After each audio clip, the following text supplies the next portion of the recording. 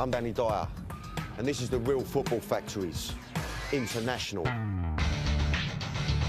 I played Tommy Johnson in the film The Football Factory, which was all about football violence. Fucking nutters. Then I travelled the UK and met the real football firms. Now, I'm going international. 9 countries in 2 months. Around the hooligan world in 60 days. A whole new level of football violence. We'll be in riots. We'll get tear gassed, chased, and even shot at. It's going to be quite a trip.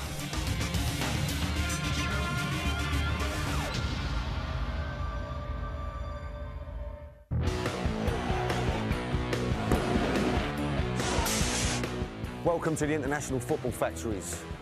This week I'm in a country where there's bombings, shootings and murder. No, I'm not in Iraq. I'm in Holland.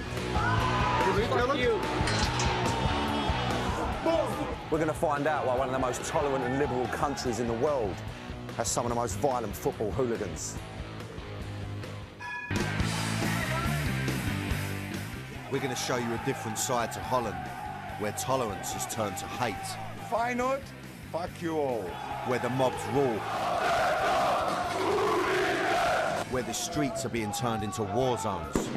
It comes from Switzerland, it's like TNT. Where football violence has rocked the liberal culture of the country. When we think of Holland, we mostly think about the red light district or smoking a great big joint outside a coffee shop. But the Dutch ain't just about sex, drugs and clogs.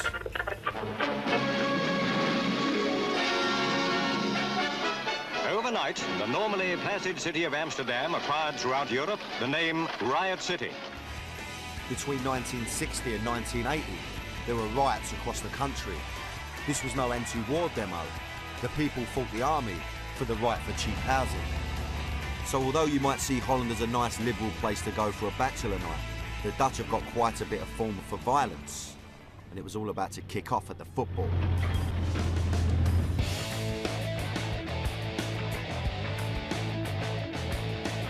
But guess what? It was actually the British who exported hooliganism to Holland. When Spurs rioted against Feyenoord in Rotterdam back in the 70s. That's really the moment when hooliganism was born in Holland, and throughout the 70s and really thereafter it always remained very Anglophile. This incident has been dubbed the day Dutch football lost its innocence. Some say Dutch society has been getting nastier ever since. Oh my God!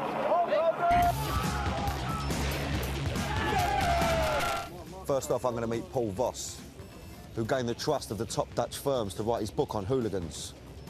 He's going to give me a briefing on the Dutch hooligan culture.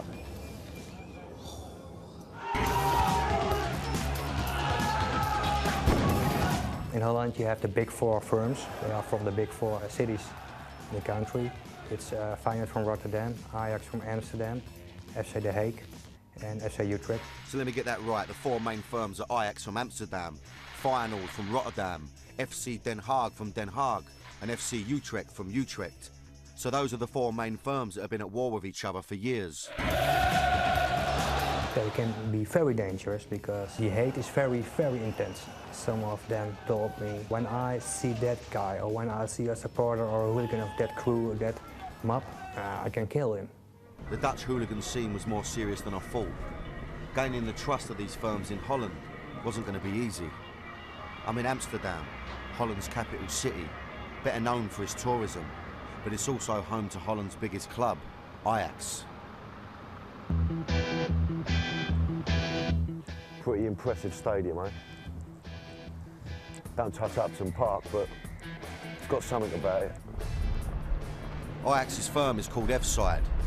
Like all firms in Holland, they take their name from the part of the stadium where they watch the game. So this is the F-Side. Basically what that is, this is where all the proper firm come, where all the nutters.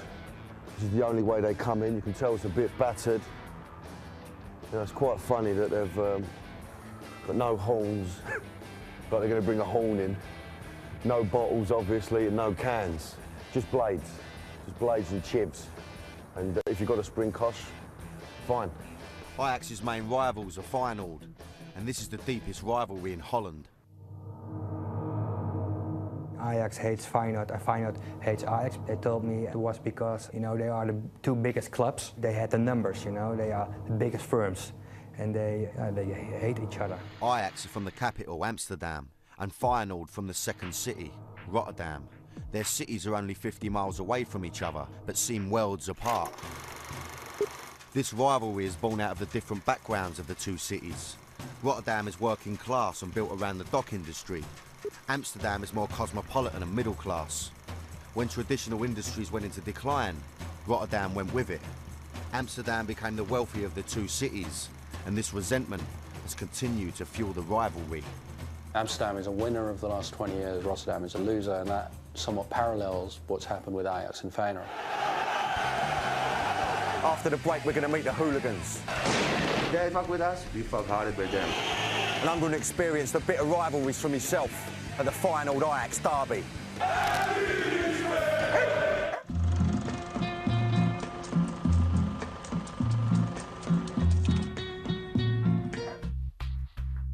Welcome back to Amsterdam, where I'm sampling the best of Dutch culture. I used to have a bit of edge about me, you know, I was quite a cool actor. I'm now on a poxy red bike, nearly got run over there. Oh, sorry, mate. Nearly got run over by an 80-year-old man, so that sums it up for me. Ta-da! I've discovered that the biggest rivalry here is between Ajax and Feyenoord. I'm going to find out why this rivalry has become the fiercest in Holland. In 1989, the hatred between the two literally exploded. 2 homemade bombs have exploded at a football match in Holland, injuring 19 people, 9 of them seriously. Feyenoord attacked Ajax with 2 homemade nail bombs. Ajax's stadium was turned into a war zone. 14 people were injured, and it was a miracle that nobody was killed. This incident was widely covered by the international media. Journalists reported the growing reputation of Dutch hooligans. Holland is fast taking over as Europe's most troubled footballing nation. The bombing was a major turning point. The government, desperate to combat hooliganism, introduced various safety measures: all-seater stadiums, segregation, and CCTV.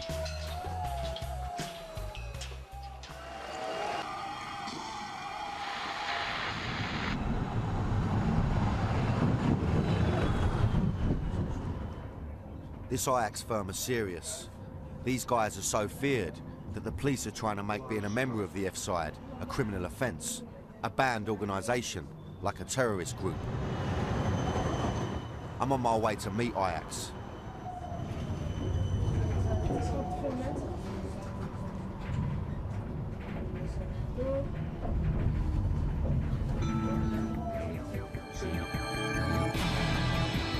This is Ajax's firm, F side.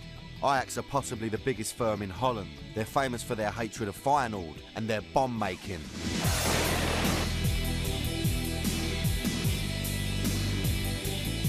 As soon as we sat down, guess what the boys wanted to talk about?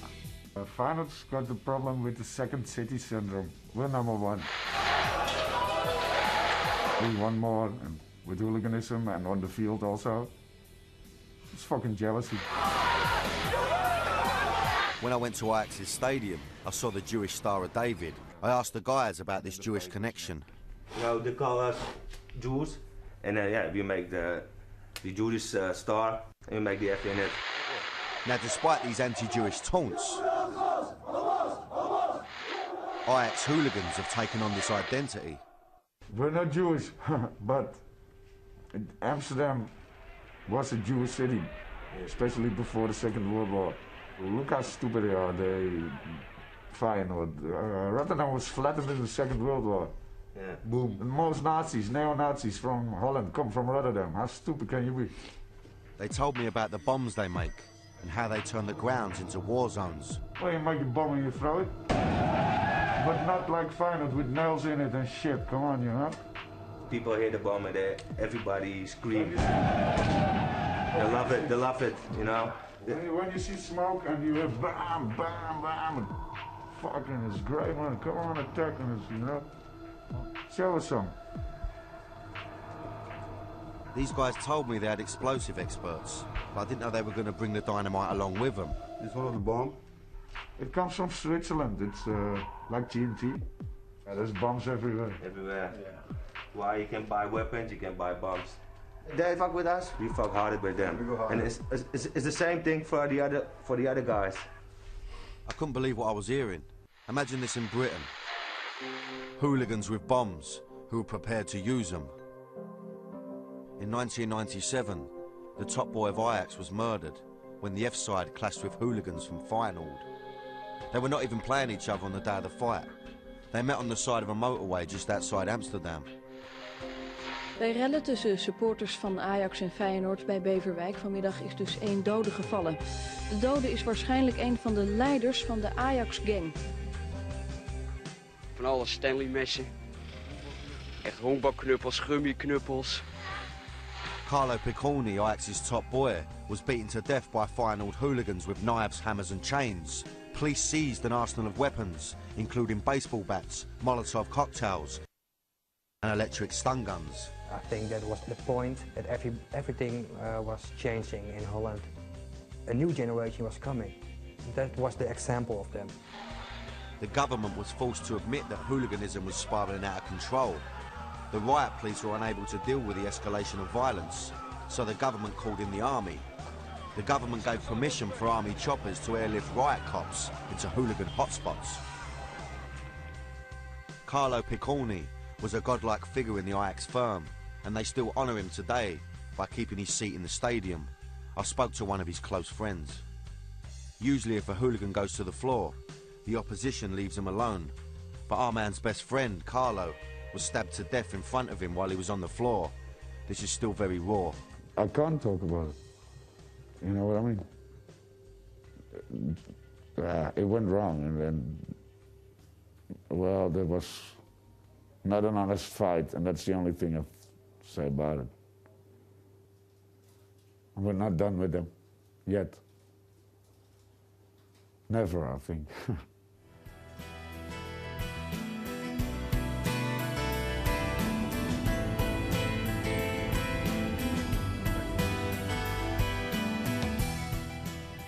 Their hatred for each other was almost biblical.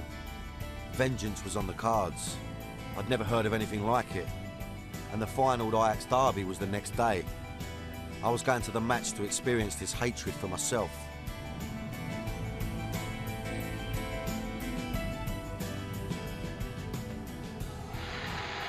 CCTV and all-seater stadiums haven't really been much use here.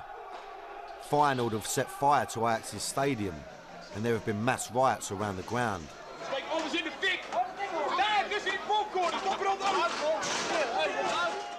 It could go off at any moment.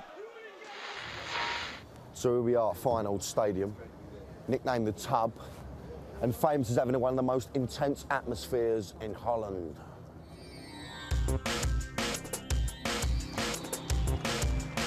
I'm heading round the back of the stadium, where the Ajax fans are about to arrive on the train. The police have come out in force for this one, and we'll have to try and keep both sets of fans apart. The helicopters are out, the horses are out, riot vans, everything. Right, so this is how the Ajax come in, yeah? The gate's closed at the moment. Obviously, Old Bill all the way along here, yeah? Right. Now, when you're an Ajax fan, you come out in Rotterdam, Feyenoord, yeah?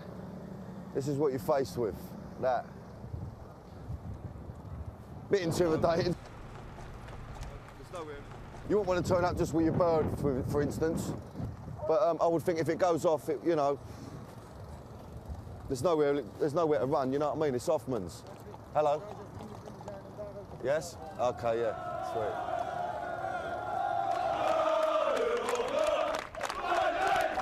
Sweet. Let's get in the mix of it. Nice to meet you, man. Sweet. Sweet, boys, sweet. My reputation precedes me. I only hope they don't think I'm in Green Street. This is a high-risk game. The authorities have come up with a novel security measure. Away fans have to buy a special combined football and travel ticket called a combi, and they travel straight from their city to the ground under police escort. So the way it works, what I'm thinking, is what I've been told, is that Ajax get off at the station, They get fed through this mad tube here, look. So there's no contact with the Feyenoord at all. They'll wait along here, hoping there's a couple of stragglers that come out they can throw a few bottles at maybe. But, you know, it's very, they're on top of it, the old Bill, clearly. The Ajax train's just arrived, so we'll see if the police can keep the two mobs separated. There's the Ajax, look, yeah.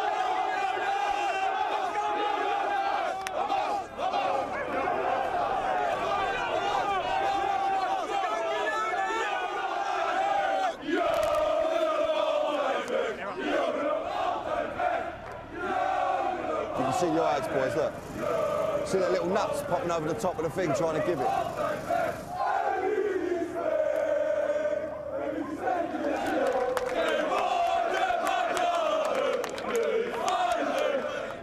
The police get Ajax in without any trouble, and Feyenoord start to disperse and go into the stadium, ready for the big game. Here I go, ready to go in there, into the fucking melting pot. Unfortunately, we couldn't get the cameras in for this game. Feyenoord didn't play well, and they lost 4-0, but their fans remained passionate throughout. The atmosphere was electric, they didn't stop singing. I know they feel a little bit being a West Ham fan because the passion of the supporters sometimes, most of the time, the team can't live up to it, you know? Feyenoord lost, so the tension's higher. The crowd begin to turn on the police as they lead away the fans. Ajax leave the stadium, chanting at some of the Feyenoord fans who are still down by the ground. The police are on top of things for this game. I've been hearing a lot about Feyenoord's reputation, so we'll be staying in Rotterdam to find out more about the city and their firm.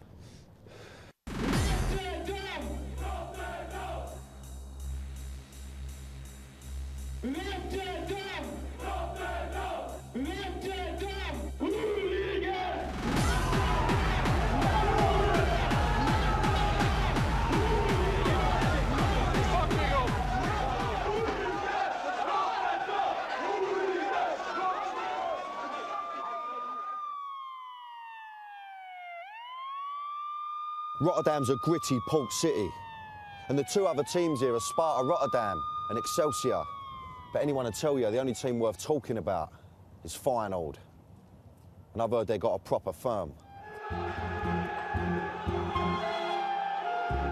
We've seen how the Feyenoord Spurs game in 1974 marked the birth of hooliganism in Holland. Spurs attacked Feyenoord in Rotterdam, but 10 years later, Spurs returned to play Feyenoord. This time, they were ready for them. 3 Spurs fans were stabbed. We went in the wrong end, and like we didn't know that I bought the tickets for this other end, and they just set upon us like with Dutch, and we tried to jump out the end. Feyenoord's hooligan reputation began to spread abroad. By the late 90s, they were taking on big firms like Man United's Red Army.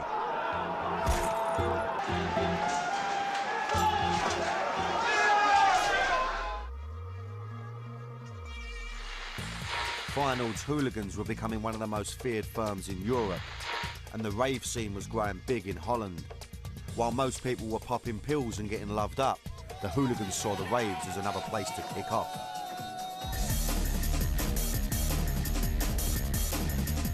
In the UK, the rave scene killed off hooliganism, but it was the total opposite in Holland. The fights intensified and police shut down many of the parties because of violence and the hooligans' involvement with drugs.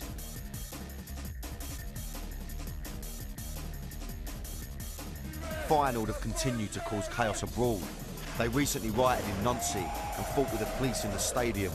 Feyenoord were due to play the next tie against Spurs, and many were talking about revenge. But now Feyenoord have been banned because of their violence in the competition.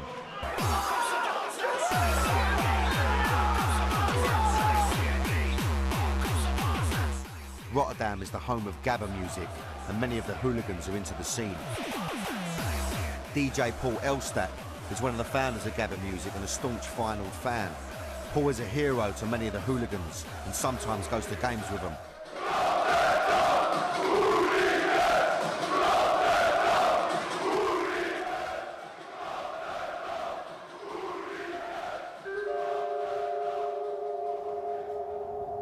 Paul's agreed to meet up and tell me more about the Feyenoord firm and the gabba rave scene.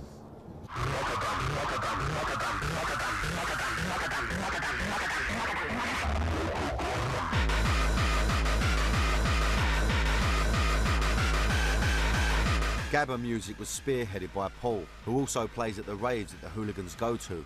If there's a game on Sunday and Saturday there's a big party, yeah, I think a lot of guys like to go to the party, go nuts the whole night and till in the morning, and then don't go to sleep because you don't wake up when you go to sleep, of course. So go straight to a game.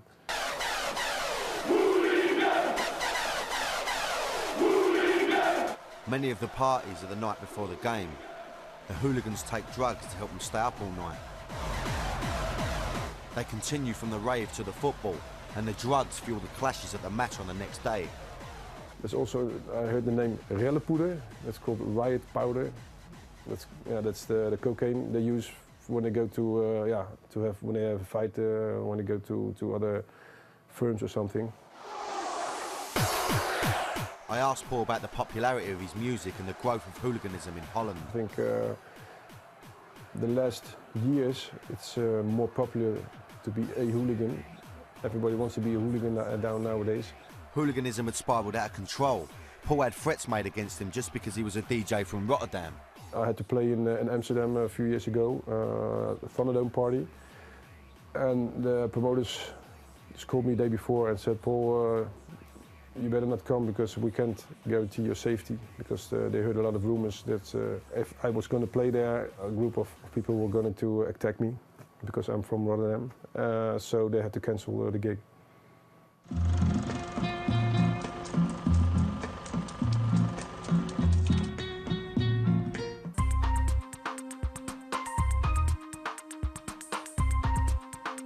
I was surprised to hear that Paul had received threats to stay out of Amsterdam.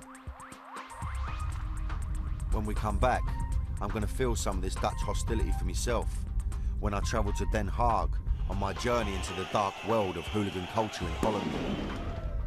And I'll see how their rivalry with Ajax has reached a whole new level.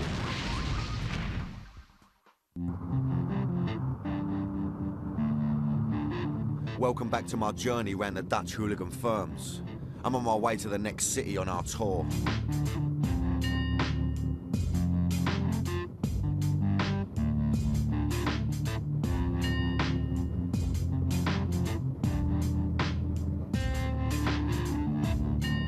We're heading to Den Haag to meet the next firm on our journey.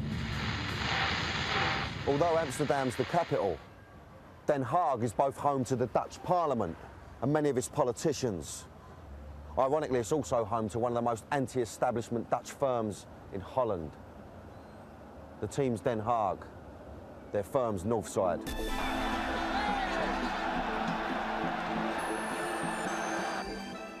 Den Haag is an old-fashioned working-class football club. They've been dubbed the Millwall of Holland. Den Haag's main rivals are Ajax.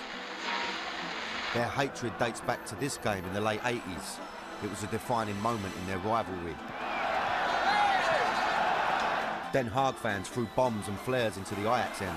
The game had to be stopped after 45 minutes as police fought running battles with fans.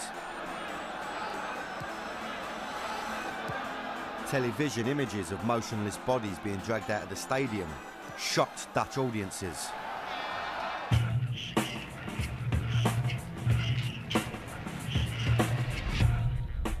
We were about to meet with the Den Haag crew when we got a call.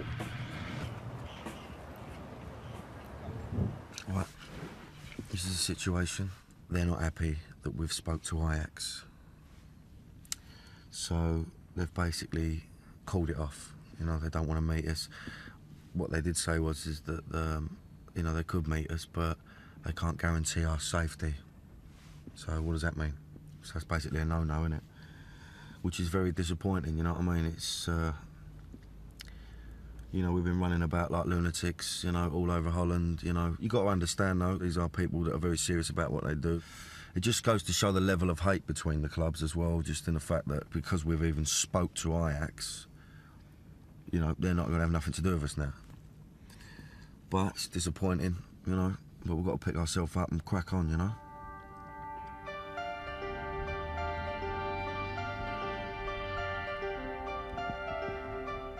The flares and bombs in the stadium lit a fire that's still burning today. Grote vlammen sloegen vannacht uit het Ajax supportershome naast het trainingsveld bij de arena. The Ajax guys told me that the Den Haag firm had burnt down their supporters' home. Well, they came in the night, in the middle of the night, very tough, hey, you know what I mean? Suckers. Yeah. And they burned our clubhouse down. But now it's even more nicer, so thanks. Fuck them. They told me about their retaliation attack against Den Haag and their supporters' home. And after that, a year or so after that, we attacked their clubhouse. And they say there was only 8 young guys from 15 years old or something. But there was 40 guys, but they all ran off. A year after Ajax's clubhouse was burned down, 70 of the Ajax firm attacked Den Haag's clubhouse and stabbed 2 of them. As well as torching the clubhouse, we were told that they tried to set fire to 2 of the fans. This led the police to block the motorways between Den Haag and Amsterdam. The government declared a state of emergency. The extreme measures that the government used are a reflection of Dutch society becoming less tolerant. Another example of Holland's hardening attitude to law and order. The new millennium saw the rise of a far-right party that reflected this intolerance. It was led by a man called Pim Fortuyn, a fierce critic of Holland's liberal culture. His attack on Dutch liberalism continues to this day. He criticised Holland's liberal culture and demanded harsher laws on immigration and law and order. The people are saying the same like Pim Fortuyn now. They are saying we have to punish people, we have to attack hooliganism. It's changed, the times are changed. So this guy was saying what many Dutch people had been thinking for some time. But not everyone agreed with him. He was assassinated in 2002. His popularity in far-right politics has pushed the current government's policies to the right. Football hooligans became public enemy #1. The hooligans have felt the brunt of this hardening attitude as the Dutch government have cracked down on them. So who's winning? The authorities or the hooligans? And what effect is this having on Dutch culture?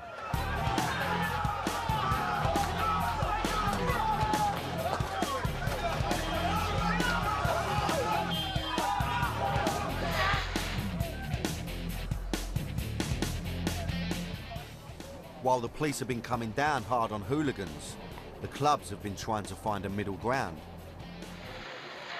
We try to know them, and we want them to know us, so that we can influence them. Many of the clubs have tried to pacify the hooligans by giving them their own supporters' homes and representatives who have a say on the club's board.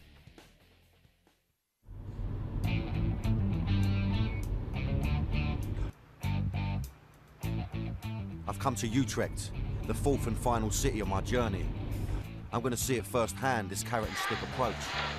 Utrecht were the first firm to get supporters home, but they were the first to be heavily policed. Many of the Utrecht firm are on banning orders and have done time for football violence. They don't have the numbers like Ajax and Feyenoord, but they're a tight-knit firm. Fuck you all. Fuck you. Utrecht for life! Hey, boom!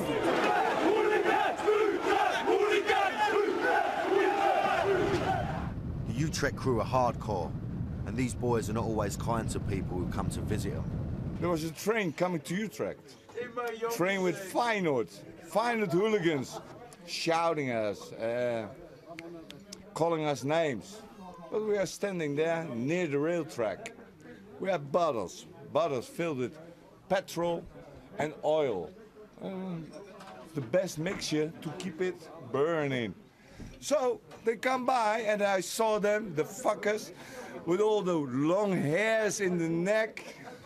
Dirty. Still, sometimes I heard them shout, "Ah! Fuckers!" Yeah, because why? The train was burning, and the train was burning into the rail station. Feyenoord, fuck you all. Yeah! Yeah! That's what I got to say, you know. No more, no less. The roof's on fire! We don't need that motherfucking mother burn! Burn, motherfucker! Burn!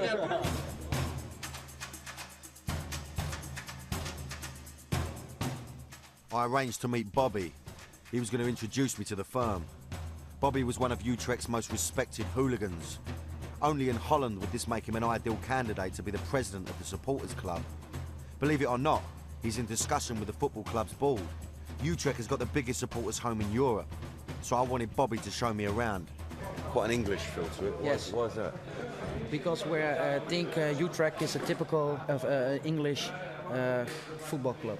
Okay. And we like to have the same idea as the English yeah, I love firms. You've got an old Dixon and Doc Green up there, that's quite mad. Doc Green. You've got a nice West Ham scarf, that's the best thing you got. You've got an old Man United scarf up there, and I'll help you take that down later. Tetley's bitter. I mean, this is. I love it. Yeah, I've never seen nothing like this. You've got the ground just there, the pitch just there. You know. It's very. I mean, that's pretty amazing. It's very unique in Holland. Okay, I will show you the court. I love it. This is our Bunnik side.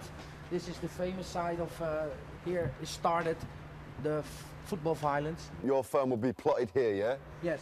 And all the families around here? That's the main tribune, the family tribune, and the away supporters. Yes, the away Wow, supporters. it's just amazing that you've got the supporters club right there. Yes. You know, it's so you're not, you know, you're a firm, but at the same time you've been allowed that place in this club. I think that's quite amazing. There's a reason for that. Obviously, you've got a certain amount of trust with the club. Yes. Yes. Tell me a bit about your role as the president. Yes, now I'm the president for maybe 2.5 years. I represent 6,000 supporters and maybe 200 to 300 hooligans. Because I was a former hooligan, I was as fanatic as the other guys, and I can talk with anyone, and that's why all the guys ask me if I want to do this. Okay, so you can deal with the hardcore hooligans, and you can also deal with, you know, the sensible people at the same time. Yes, I also have to talk with the club, with the football club. Oh yeah, okay. No, I already do that. See, that's a good thing. See, we don't come across that very often. You know, you have one thing. You know, you can't really flitter between both. I'm very impressed about that. It was time to talk to some of the hardcore hooligans. These boys will take on anyone who wants it. They're known as the Bunnik side, and they're infamous for using weapons.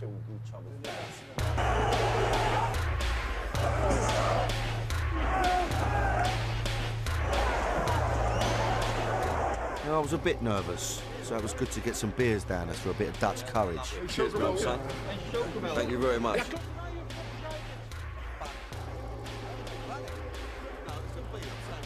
First of all, I'm going to ask you the obvious question. Cheers, mate. Cheers, cheers. Right. On Chelsea. Who are Chelsea? Who are the Bunnik side? Right. It all started in the early 70s. We were all standing on this side of the stadium, called the Bunnik side. Bunnik is a town, little town, behind the stand, and that's why the name comes from. Now, in 1980, I heard that you smashed up your own stadium. Why? It was the last match of the season. The stadium should be demolished for the new stadium. So we thought, well, let's do it ourselves. And we did. So let's just get this straight. These guys actually tore down their old stadium because a new one was going to be built. It needed to be demolished, and the boys thought they were the best people for the job. We thought, well, it's normal. It's normal behavior. It's going to be teared apart. Let's do it ourselves. But it's been on television for weeks. It went all over the world. For years after, when you went on holidays abroad, and you were saying, oh, I'm from Utrecht. Oh, you teared down the stadium. Yes. Yeah, have a pipe of that, look. Let's see it. Well, here you have a This picture is one of it. of the... Here you see the boys in action.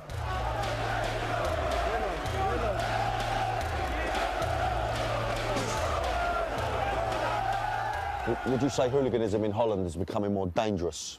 The danger lies in the fact that it's not more possible to have an all-out fight. So if you want to do some damage to someone else, you have to do it fast, and you have to use something to get a result. So that makes it more dangerous than it used to be, because almost everybody now uses weapons, and especially knives. What about you lot? You use weapons, or sometimes you have to, yeah? We were famous for using bicycle chains. Chain gang. Okay. And bats, knives, Stanley knives, anything that can be used. Bottles. Okay. What about any of you's ever been to prison? Anyone been, yeah? I've sitting for 3 months. 3 months? Yeah. Just for fighting? Fighting against Ajax. Against Ajax? With bicycle chains or? He also. Yeah? The pair of you? But there were also Ajax supporters in the prison. Ah, and okay. they don't want to fight with us in the prison. No. No. Not when you've got him sitting next to you, I wouldn't have thought, you know what I mean? Not when you've got him sitting next to you, a proper mad boat, you know what I mean? It could definitely have a tear up, there's no two ways about that. Prison, fines and banning orders are the price to pay as a hooligan. I'd started to gain the trust of these guys. They told me how the police were cracking down on them. Theo's been in the firm for 25 years, he's had 2 bans and served prison time for football violence. Theo showed me the security around the ground. There's a security box. They control the whole stadium with the cameras. Everywhere hangs cameras. In the stadium sits police, but also security from Utrecht, undercover police officers. They may be a friend of you, you don't know. The surveillance is not just in the stadium. The guys took me back inside the supporters' home to talk about how this was also being watched by police with hidden cameras. They listen, you know, they follow the boys, and the boys now in jail. Theo also told me how the authorities had shut down the supporters' home, but then reopened it. The police realised it was easier to keep an eye on the firm if they knew where they were. We're still open because they know when we close, 1,500 boys came outside, and then you have more problems than now. I'd seen how the hooligans were integrated into the clubs and realised that this is why it's so hard to get rid of them. Despite tougher policing and new measures, hooliganism is not going away in Holland. After the break, we look at the young firms coming through. Utrecht, hooligans forever. And the future of hooliganism in Holland.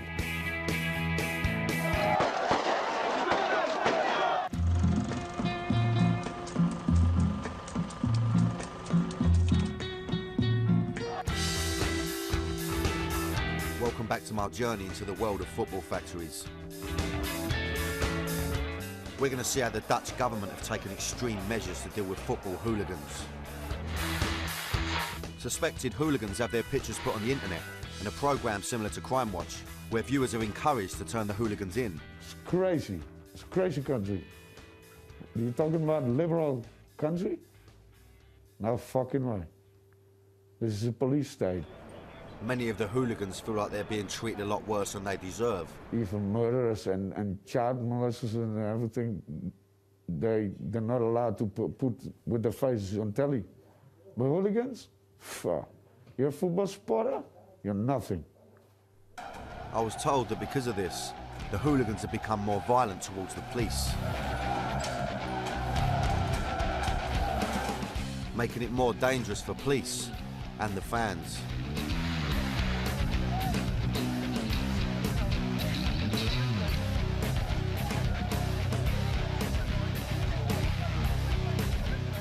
In Rotterdam in 1999, rioting was so bad that police gunned down 4 Feyenoord fans. But the hooligans shot back. The police seriously injured 4 of them. The authorities think the riots were planned beforehand. They were running battles in the streets, and it took 750 police to restore order.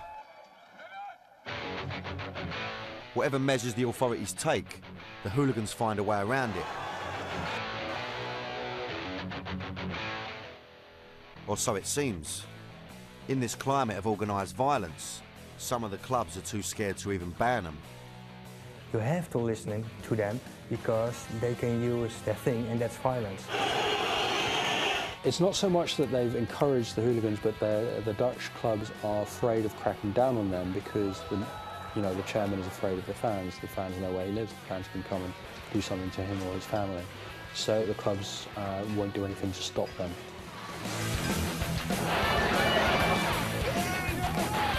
Despite these fears of reprisals, there is one man driving the fight against the firms. Former Ajax chairman Michael van Praag now heads a task force that is pushing for stronger anti-hooligan laws and sentences. These laws might help to target the older guys who the police know because they've been around for years. but they don't know the younger guys coming through because they organise themselves in more secretive groups. I wanted to meet some of the younger generation at Utrecht. These boys look up to the older guys, but they're also carving out a name for themselves. Utrecht hooligans forever. I'd already met the first generation of guys who had been around from the 70s. Bobby, the supporters club president, is part of a second generation of hooligans who emerged in the 90s. The second generation and the third generation are suited in this area. Bobby took me to the younger guys' side of the supporters' home, which had a very different feel to the older guys' section. They even had a VIP area. Oh, so basically, this is like a VIP bit, yeah? This is the VIP for the room. top boys. For the top boys. On normal Sunday, there are sofas. Sometimes we have the DJ among us. Very impressive. Loving all this. Shit. Sorry, I'll sort that out. It's something there, look. Whack that on there, like, get the old ring on there, look. That's it. Whack there you go, look. Sweet as. Bobby introduced me to Rhodey, who's part of the third generation of hooligans. These younger guys have emerged post-2000. They pre-arrange fights the day before the matches to avoid the police. How do you get round the police? You know, the banning orders? Rhodey is one of them who visit the other club a day before the match, and they ring each other, and then they're looking up for a confrontation. Okay. We're happy if we got a fight on the station with the 40 against 40. Yeah. What sort of tools do you use? I see that the newer generation are easier get a knife or a baseball bat or get the buckles. If it's a large group and you're with 10 guys, so what you gonna do? Fight with your hands? Then they hit you. Of course. So we use weapons. Any of you lot worry about, you know, being injured or going to prison? Is that a worry for you, or have you got no fear? Yeah, I don't think. Just do it. Just do it, yeah? Yeah. It's normal for us. So. These boys made me realise how difficult it was to stop hooliganism in Holland. They were determined to fight at unexpected times and secret locations. Police and journalists have suggested that these quicker, more intense clashes could lead to another murder, like Beverwijk. You got the First World War, you got the Second World War, and the third is coming up.